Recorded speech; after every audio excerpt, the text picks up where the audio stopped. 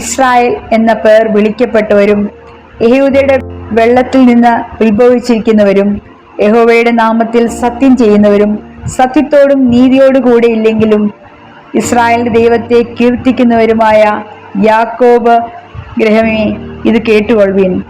അവർ തങ്ങളെ തന്നെ വിശുദ്ധ നഗരമെന്ന് വിളിച്ച് ഇസ്രായേൽ ദൈവത്തിൽ ആശ്രയിക്കുന്നുവല്ലോ. അവന്റെ നാമം സൈന്യങ്ങളുടെ യഹോവ എന്നാകുന്നു.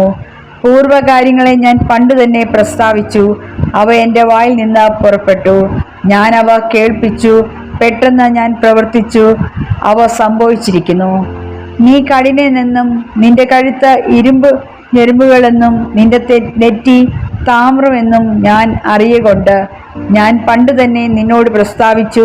എൻ്റെ വിഗ്രഹം അവയെ ചെയ്തുവെന്നും എൻ്റെ വിഗ്രഹവും ബിംബവും അവയെ കൽപ്പിച്ചുവെന്നും നീ പറയാതെ ഇരിക്കേണ്ടതിന് അവ സംഭവിക്കും. മുമ്പേ ഞാൻ നിന്നെ കേൾപ്പിച്ചിരിക്കുന്നു. നീ കേട്ടിട്ടുണ്ട്, ഇപ്പോൾ എല്ലാം കണ്ടുകൊള്ളുക. നിങ്ങൾ തന്നെ അത് പ്രസ്താവിക്കുകയല്ലയോ?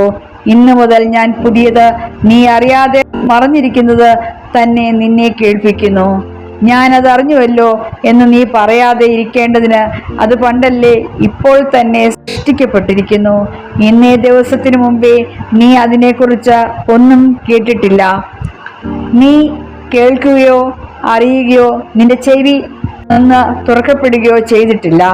നീ വളരെ ദ്രോഹം ചെയ്തു, ഗർഭം മുതൽ വിശ്വാസവഞ്ചകൻ എന്ന് വിളിക്കപ്പെട്ടിരിക്കുന്നു എന്ന് ഞാൻ അറിഞ്ഞു. എൻ്റെ നാമനിമിത്തം ഞാൻ നിന്റെ കോപത്തെ താമസിപ്പിക്കുന്നു. നിന്നെ സംഹരിക്കേണ്ടതിന് എൻ്റെ സ്തുതി നിമിത്തം ഞാൻ അടങ്ങിയിരിക്കുന്നു. ഇതാ, ഞാൻ നിന്നെ ഊതിക്കഴിച്ചിരിക്കുന്നു.